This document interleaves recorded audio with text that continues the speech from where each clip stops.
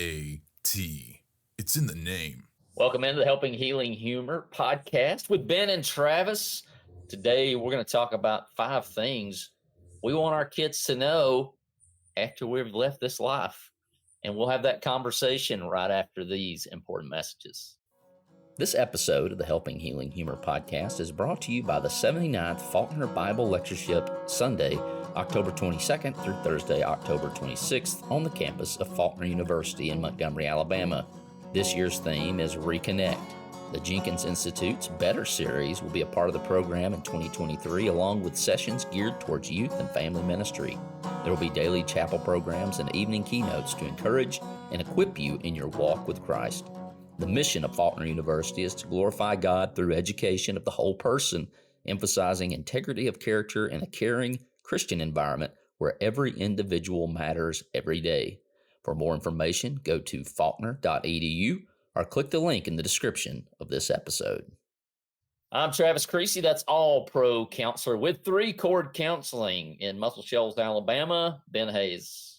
What's happening, man? I have, it feels like forever since we've been on here, but it's probably only been a week, but must have been that kind of week. So glad to be on here.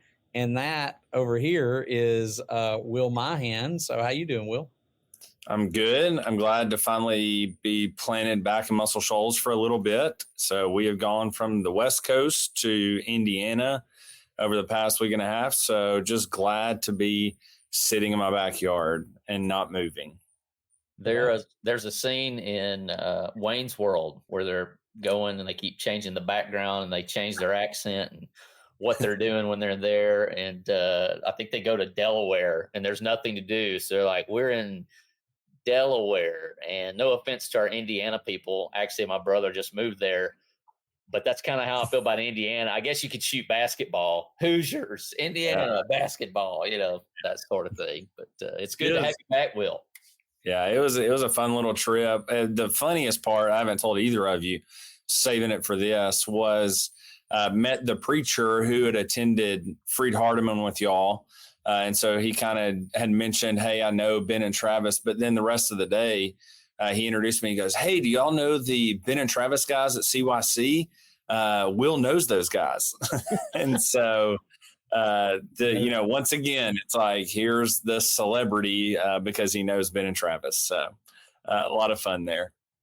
That's pretty funny. Considering who you've worked with besides us, I guess that's impressive list. But as I mentioned in the intro, we've got 5 questions. It ends up being really 7 answers, I guess, and kind of how we want to leave these kind of things to our kids. We've probably been, I would say, maybe you can agree with this as a counselor, we probably do not affirm our kids enough. I don't know if there's enough out there. Right. I want the Lord to affirm me as much as he possibly can. And so I think there's some aspect of that. We could always be more affirming to our kids. Yeah, I mean, there's definitely room for that. There's just so many things that go on in the world today. There's so many negative messages that kids get on and on and on that I'm not sure you can say it enough. I'm not sure that you can encourage them enough, but I'm also pretty sure I haven't done it enough. So there's that part. So I think this episode is sort of to encourage that. We're going to talk about some of these things, maybe what we would share, and hopefully in a way to get you guys to think about things that you would share. Yeah. So we're going to talk about, as I mentioned, some questions that we want to answer for many years down the road, hopefully, when our kids are older and maybe we're gone on to our eternal reward, that might clue them in on what was important to us, what made us laugh, what made us cry, what we want them to know, what we thought of them, even at this age, right? Even if we're not gone to the hereafter. And it'd be a good reminder for us when we listen to this episode in the future, and remind ourselves of kind of where we were at this time in our lives and what was going on. So the first question is, what is your favorite book, movie, and song? You can pick one. You can answer all 3. You can give us a couple of options. And once again, we're kind of playing as though our kids will be older when they hear this. So, if there's a little more heavier movies, it's okay to kind of say that in these questions. So obviously, I think book, we'd all say the Bible. And so I'm just throwing that one out there and getting it, hey, it's top notch. We want you reading the Bible, kids. It's the best. But just maybe something that's impacted you for the better in this life, same thing. And I would say, just for the movie answer, and this may be a cop out, things that'll make you laugh. Things that will lighten the mood. Of course, there are things I've watched movies that were serious that impacted me greatly and pushed me and encouraged me to be better. Certainly that. But I would say the more time there is to laugh, the better. And I think books, songs, movies all play into that. So that would be my movie suggestion, to watch some things that make you feel good, make you feel a little humorous as well. Well, using that as a launching point, you said something that'll make you laugh. Probably there's a line in the movie that I would choose if I was just saying one to make you laugh, and one that I guess has always been a part is, a woman loves a man who can make her laugh, and that's off of Aladdin. So I would probably say the original cartoon Aladdin is one of my favorites. And I would probably, I would broaden that to say, if you can find a movie with Robin Williams in it, it's probably one of my favorites. I mean, there's just, The Awakening was a great movie with him in it. It's a little bit more serious, but it's still got some of his funny stuff in it. But it's probably one of the most impactful movies that I watched that was serious. But Robin Williams, I saw a little meme yesterday that was just all the different characters of Robin Williams, and said this generation will not know what it's like to grow up with this man, And I was like, he was just incredible. So I think the original Aladdin would probably be my movie one. How about you guys? You were talking about Robin Williams, and I remember growing up in our house, mom and dad always had us watch Mrs. Doubtfire whenever it came on, which is just another classic. One for me, the comedy, it's kind of hard to pick from just one genre of movies, but I remember going to the movie theater on a Sunday night with dad and watching Remember the Titans. And it was just one of those, it had funny, it had humor, it had cultural references. It was just a great all around movie. And so that was one that, not necessarily a huge impact, but just a good solid movie. And then you can't go wrong with Dumb and Dumber. I would never want Amy or any future children that may come into our life to skip out on one of the classics. And so it just you say Robin Williams, Jim Carrey too. You just can't get past him. So, and if we don't get some Chris Farley in this conversation, we've missed out too. So I can mention a bunch of those. I would say, just real quickly, book would be Wild at Heart. I think the reason I picked that, there's a lot of good books. I've read a lot of good books. I love listening to and reading some good stuff, historical type books. But I think that one impacted me most in the way that I wanted to be a dad and live out my life as a dad. I've probably failed in a lot of those attempts that I had, in my mind what I was going to do. But it was just one of those really impactful books on my life when I was younger, and it's kind of stuck with me. I've looked back into it a few times. And then when it comes to songs, it's really hard for me because I love every genre of music. My kids ride in the car with me and they're like, how did we go from, a musical to country to rap to Christian to something else? It's across the board. So if I started trying to name one song, I'm just not sure that I could. It depends on if you said, which song for this thought or this mood, I might could, but maybe artist. Could you? The what? Maybe the artist. Is there somebody? Artist.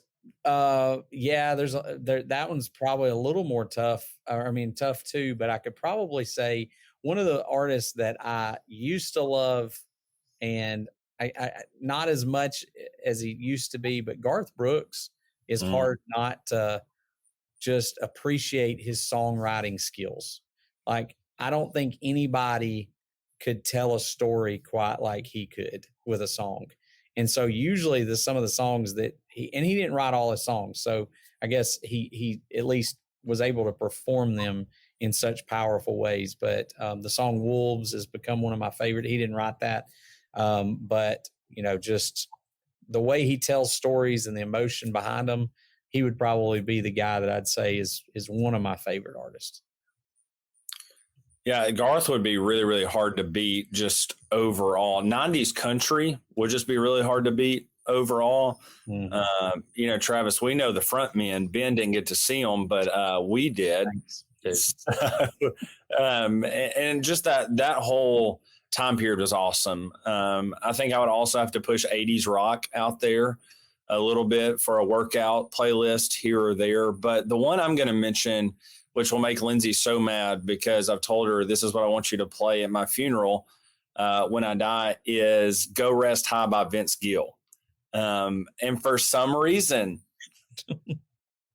I don't know what it is, but I just love it. I love the song. And I know that he wrote it about his brother, and it probably has no cultural reference to me at all because my life's been great and it's been really, really easy, and probably will be pretty easy compared to a lot of people and the lives they have to live. But it's a beautiful song, and it's the perfect funeral song. So, why not make everybody just a blubbering mess as they walk out of my funeral, So, that one's great. But growing up, Andrew and I, of course, he had to drive me around everybody. It was George Strait. That was, he was the king, and that was Andrew made me memorize all of George's 50-something number ones as we would go to school and church and those. So George Strait's got a really, I guess, soft spot in my childhood from growing up. Book, I'm glad you, because I'm going to go in a complete opposite direction, but it's called Living with Seal. And I've mentioned it on here before. Mm-hmm. And it's about just a random business owner, a guy up in New York and Atlanta. It's kind of where he splits his time. And he invites a Navy SEAL to come live with him for 30 days. And he just retells the story of basically how this Navy SEAL said, you got so much more in you than what you think you do. And it gives the chronicles of how he just overcame a mindset that was, I can't do any more than what I'm already doing. And the SEAL broke that very, very quickly. And so that was just a cool thing to see an ordinary guy, in our minds be able to hit the mindset of what I call some of the worst dudes in the world that you would want to meet in a back alley, in dark. So that was a really cool and an impactful one. For me, once we started this whole St. Jude running and all of that. My song, I would go with Humble and Kind by Tim McGraw, and the book. And if you guys hadn't read this, 10 Men You Meet in the Huddle, Lessons from a Football Life by Bill Curry. It is top notch. I've read it like 2 or 3 times, and I give my copy away every time. And then I'm like, man, I want to read that book again. And so it's great. I think Bill is awesome. But that would be my song and book. What do you think is your greatest trial that you've faced? I think mine's pretty easy. It's what started this podcast, right? Leukemia / foster care, or having leukemia in the middle of foster care. And I guess with that, it would just be my message to my kids is you're one of the reasons that I fought so hard to stick around. You're the reason I got out of bed every day and went to 2.5-hour treatment 86 times. And so that would be the number one at 42. And I would prefer that stay the hardest one. To me, life has been so good, and I understand I'm only 33. But I think like the biggest trial for me has just been complacency, just the idea of things have, if I could have looked at my life at 18 and this is what I got, like everything went according to plan so far, and I think sometimes in that I look at the blessings that I have and I just go, man, we're doing something right here, and then I look at the world, or I may look at other people, and that comparison game starts to sink in a little bit. And so I think for me, it's just been, hey, you've got a whole lot more to do. Not from the standpoint of earning anything, spiritually or reaching a certain point, but just there's a lot of work that needs to be done.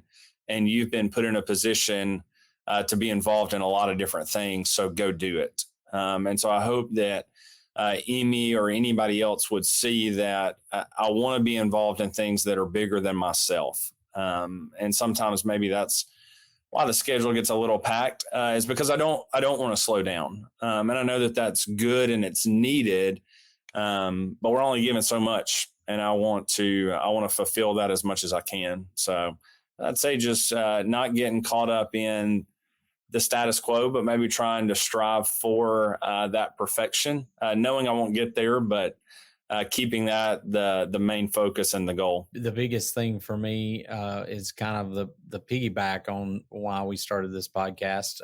Certainly your trial of going through leukemia was tough, even on the family end of things too. But I've also shared several times when I was in college that my girlfriend Tabitha Jean was killed in a car accident while I was there. I still tell that story. I think that a lot of people, I feel like everybody knows that happened. It's been such a talking point at some point, but every now and then I said something about it the other day, just that's why I do what I do as a counselor. It's why I do so much with the podcast, and it's really directed my life in a lot of different ways. And my kids already know that. They know the story. They know the family. And so that's something that I share with them quite often. It wasn't necessarily counseling or any of that stuff wasn't in my future or really thought about until something like that happened.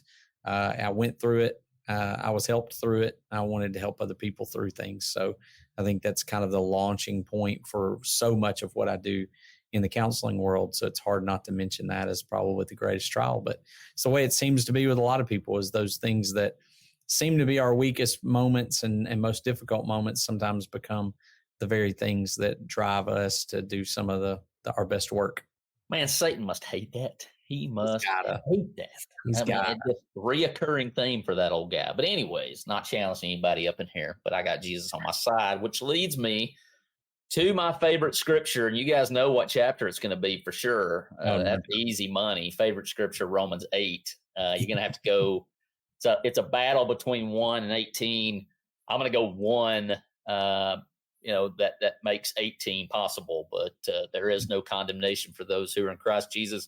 Out of anything else that ever happens to you, kiddo, hang on to that. Hang on to that and cling to him. And all the trials that we just talked about, there's a reason why we can take those things and turn them for the good, is because the glory that is to come will outweigh the suffering here. And it may not feel like it today. People listen to this, it may not feel like it today, but understand there is a purpose, a reason, a value, and there's no condemnation in Christ Jesus, baby. Well, I was going to go with a couple of specific verses, and then you mentioned Romans 8, and I say this often enough that I feel like I have to throw this one in because there's so many favorite verses. But I've said before, if the whole Bible disappeared and I can only have one chapter, give me Romans 12. And Romans 12 just says so much about what God's done. It says so much about what we have in him, and it says so much about how we treat other people. And so I don't want the rest of the Bible to go away. But if it did, Romans chapter 12. Preach that for a long time. Yeah. I mean, gives us so much stuff and so much about who we're supposed to be. So that whole, live peaceably, as much as lies within you, live peaceably with all people. Don't be overcome with evil, but overcome evil with good. There's just so much good stuff there. So I'd say, let's just go with Romans 12. Will? I'd probably go with John 16. 33. I think it's pretty familiar. Jesus says, take heart, in the world, you're going to have some troubles, but take heart because I've overcome the world. And it's just, it kind of goes back to what a lot of people, a lot of coaches have told me, parents, you go win the battle because the war's already done. And there's a lot of comfort there. And I kind of like those words in red, especially when Jesus goes, I got it. And everything's good, it may not always be good here, but it's going to be good. Then it's just the insurance there. So that's probably what I would go with. Good stuff. Number 4, What can I start doing right now to have a happier life? I still feel pretty young to be answering this question. Number one, learn to understand the things that you control. Um, decide when something happens, is this something that I am upset enough that I'm going to go talk to that person? I need to go talk to that person, or can I move on? Can I let it go and roll off my back like water off a back of a duck? Uh, and so that's kind of one of those things. And going to the slight edge, read, uh, read a book. There's so many things you can Google it, right? We have a Google machine. But one of the things in the slight edge is just read 10 pages of a good book every day. Of course, we would all start with the Bible. That's a good book to start with, 10 pages, but other things as well. But I think that number one thing of, can I control this? Do I have control of it? Does it need to be changed? And then be able to move on if the answers to those are no. Just being able to carry a light weight and realize your expectations can get you into trouble. I think of old Clark Griswold talk about movies. He just has this great expectation that Christmas is going to be the greatest thing ever, and just understand that the same thing with your dad. What you're talking about, dad wise. I remember thinking I'll be the best dad ever when I'm a dad, and that's certainly not come to fruition. And so there's things that you're like, here's what a good dad does, and I'm going to shoot for that. But the days that I mess it up, I tried. That serenity prayer is something I go over with clients a lot. God grant me the serenity to accept the things I cannot change, to change the things I can, the courage to change the things I can, and the wisdom to know the difference. So that's what you're saying, is just that. And I would say yes to that. I was just going to go with a simple word: budget. And I mean budget, a lot of different things. I've probably had more frustration in my life because I didn't budget early on financially. And so I tell people all the time, budget financially, but budget your time. And I'm still struggling with that one too. Try to figure out how much time am I going to give to the things that of work, the things of hobbies, the things of family. You got to make a decision. Everything you say yes to, there's something else you say no to. So budget financially, budget time wise. I think that's just a good word to stick back there. Remember to budget. Well, here comes the wild millennial, because I'm going to say go travel. And as long as you budget for it with the money. That's right. But to me, of course, we just got back from a week in California and just driving all over, and being in North Alabama, you hear a lot of terrible stuff about the state of California at times and from other states. But we met one rude person in a week. And to me, that was the coolest part of being in California, is really everybody's just trying to do their best. And sometimes it's really, really good to experience other ways of life, other people, other cultures. Just because I come back to good old North Alabama and I'm going, yeah, this is a good spot.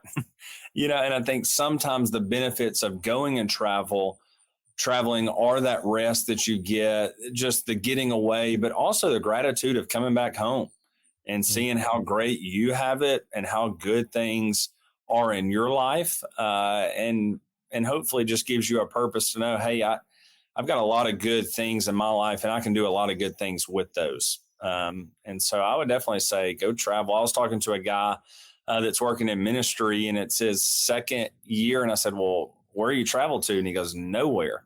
And I was like, you got to go do something, get away. And so I think it's always a good thing. And whether that's mission work, vacations, weekend trips, getting outside, I think it's just, there's a lot of benefits that we probably don't even know about to those things.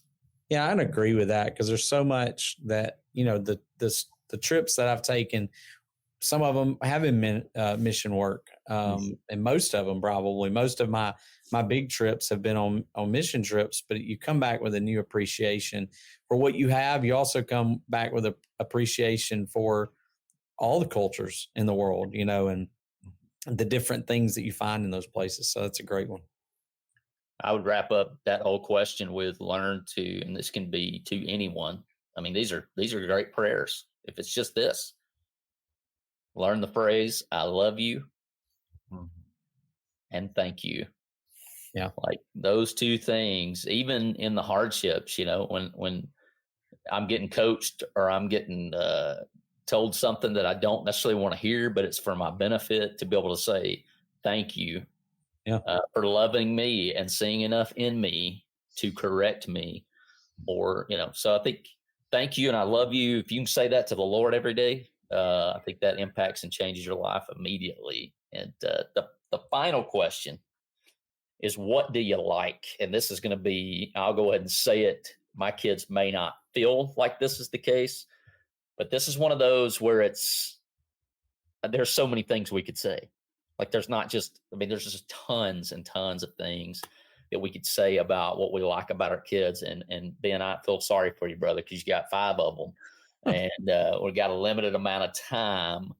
But man, there's just, what I love about Haley is she has a love for life. And I think that's maybe the one good thing I have given her, right? All the other bad habits she's probably picked up from me. But man, I just try my best every day to not be so old man that I take that away from you, Haley, that you just love life. And Daniel, it's going to be hard not to just love the blue eyes, man, because they just are bright. But I just love the curiosity that you have. Like you like building things, you like tearing them down, and you're fired up about it. And so once again, the old man in me, I worry, concern that I kind of take some of that away. And certainly if I don't want to keep them from the Lord, and I certainly don't want to take away Haley's love for life and Daniel's curiosity about how things are built, and even more so right now, how they can be torn down. Well, I'll start my list so we get done by midnight. No, there's a lot of things I could say about each of my kids. And there's a lot of them, like you said, but I'll start at the top with Jackson. I love the fact that he shares the sense of humor that I have. He likes to, kind of like we do, send me random videos or memes or crazy stuff to laugh at. He shares the love for like the genres of music, mostly like the 60s, 70s, and 80s rock and stuff like that. He loves that. And just that he's okay with just being him, and sometimes maybe too much so. Sometimes that also makes us butt heads a little bit. But, I appreciate Jackson, you for just being willing to be the person that just kind of stands out in the crowd. I love Destin for her motherly instincts. I love her for just constantly wanting to take care of. She's constantly fixing lunches for everybody, trying to clean up around the house, trying to do those things, maybe to a fault sometimes, but love you for that. And just for all of the energy that you have to show towards people around you. And so I love that. I love Bransley's and I don't know the best way to put it, but just her, I don't know, leisure of life. She's just she's like my mom. She just kind of floats around, and it's like sunshines and rainbows and butterflies in her mind. And she's getting to that teenage years where that's starting to begin to, to be a little bit more of a struggle, but she's always just been comfortable living in her own world. I remember when she was a kid, she could play by herself and didn't need anybody else to give her anything. And so that was always fantastic that she loved that. And she gives great hugs, as do the other girls as well. Stana is just Stana, her fire. And man, everybody loves Stana. And I kind of joke with, you take her, but you bring her back. She has such a personality. She loves people. She loves older people, younger people. She loves to pick at them. She loves to laugh with them. And so she is just a big ball of personality. And sometimes it is a big ball of emotion at times. But man, she just she has a way about her. I'm pretty convinced that Stana, you will one day rule the world. And then Cypress is, I just love the playfulness of Cypress. I mean, he wants to wrestle all the time. He's got a pretty good little sense of humor too. So he's pretty fun to do stuff with. We bought a car the other day at Walgreens, and it was a toilet bowl car. That was the one he picked out of all the cars that he could pick. But we've spent the weekend kind of wrestling around. I just love that age anyway. So I know there's a lot yet to come in his life. So there you go. There's a quick rundown. Sorry. Nice. Not super quick. Will? I'm just glad Ben remembered all of his kids and didn't leave one out, because that would have been rough. We were all checking the list. We're like, oh, good. That's right. He couldn't do their birthdays, but Give me a few minutes. give you 20 minutes to get them all. To Emmy, Emmy's just Emmy too. You know, she I've said she was perfect from the day she was born. She still is perfect. To me, she'll always be perfect. But Emmy has a death fear of missing out on anything. Like FOMO is insane with her. And I love that, because she's always up to go do anything, whether it's going outside dressed up as a superhero and we're going to hunt down people in the neighborhood, taking a trip to Indiana with me. She always wants to go, which brings out the stubbornness of she never, ever wants to fall asleep because she's always terrified that something's going to happen while she's asleep. But just her adventurous spirit is really, really large. And to me, I always thought, oh, we'll do sports, we'll do all these things. And even if she doesn't do sports, I still see that drive to just go and be a part. And to me, that's all I could ever want for in a child. And so that's huge. I also love her ability to love. Her and I kind of got into it on the way back from Indiana yesterday, and she'll never remember this by the time she hears this podcast. But she came home and she told Lindsay, "Hey, I wasn't good for Dad," and it just kind of broke her heart that she had frustrated, or that things had not necessarily gone the complete way. You know, when you leave a theme park, but it's leaving any theme park with any child. You know, it's not just that, but just her. I really do believe that she's going to impact a lot of people just because she cares. She's honest, sometimes brutally honest. But the one thing every night since she could understand, we have prayed. And if we do not pray, she will call us out and go, we have to pray. And there are people that we told Amy about last year that for 365 days, she prays for them every single night.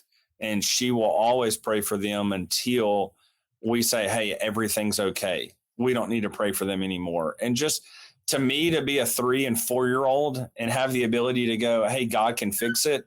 And so we're going to pray to him. That's a dad's dream, you know, in my opinion. So keep it up there, baby girl. And you're going to go some pretty far places. Well, guys, I appreciate you sharing. Obviously, the encouragement in this episode is, if you're listening to it, tell them, whether it's your kids, people at church, better is open rebuke than love concealed. And that's kind of something we wanted to do, as the proverb writer certainly writes to us.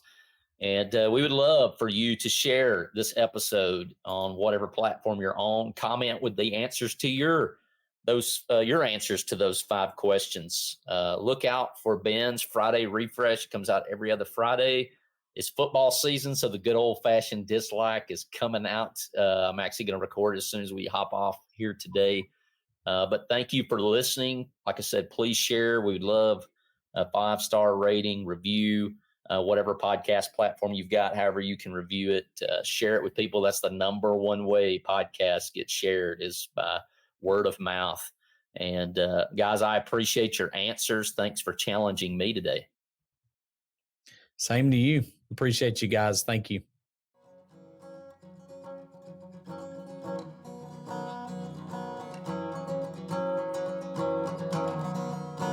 Thanks for being with us for this episode of the Helping Healing Humor podcast. Be sure to download our free ebook, 28 Days of Focused Living, at benandtravis.com and receive all of our Helping Healing and Humor extra content directly in your inbox. We look forward to having you join us at the same Ben and Travis time, same Ben and Travis channel.